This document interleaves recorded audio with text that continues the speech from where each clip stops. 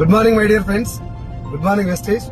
20 సంవత్సరాలు చదువుకొని ఏదో ఒక జాబ్ వచ్చిన తర్వాత మన చదువుకు సంబంధం లేనటువంటి జాబ్ చేసుకుంటూ కేవలం ఫ్యామిలీని పోషించడం కోసమే జాబ్ చేసుకుంటూ మనకున్నటువంటి కళల్ని మొత్తం నిర్వీర్యం చేసుకొని ఇక మన బతికింతే అని చెప్పి ఈఎంఐల ఊబిలో కూరుకుపోయినటువంటి నాలాంటి చాలా మంది జీవితాల్లో వెస్టీజ్ లాంటి ఒక ఆపర్చునిటీ వచ్చిన తర్వాత 45 సంవత్సరాలు నేను జాబ్ కోసం కష్టపడడానికి సిద్ధపడ్డా. ఆల్రెడీ 10-15 సంవత్సరాలు కష్టపడ్డా. ఇక్కడ కేవలం 2 సంవత్సరాలు అదే కష్టం ఇక్కడ పెడితే 2 సంవత్సరాలు గట్టి కష్టపడితే 3 తరాలు మారిపోతాయని తెలిసిన తర్వాత ఇది అర్థమైనటువంటి ప్రతి ఒక్కరూ ప్రాణం మొత్తం పెట్టి 24/7 లాగా వెస్టీలో పనిచేస్తున్నారు, జీవితాలు మార్చుకుంటున్నారు. ఇంకా చాలా మందికి ఈ చిన్న విషయం అర్థం కావట్లేదు.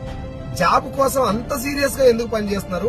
లైఫ్ మారదని తెలిసినా, ఇక్కడ లైఫ్ గ్యారంటీగా మారుతుంది, చాలా మంది మారింది అని తెలిసినా ఇక్కడ అంత సీరియస్ గా ఎందుకు పని చేయలేకపోతున్నారు?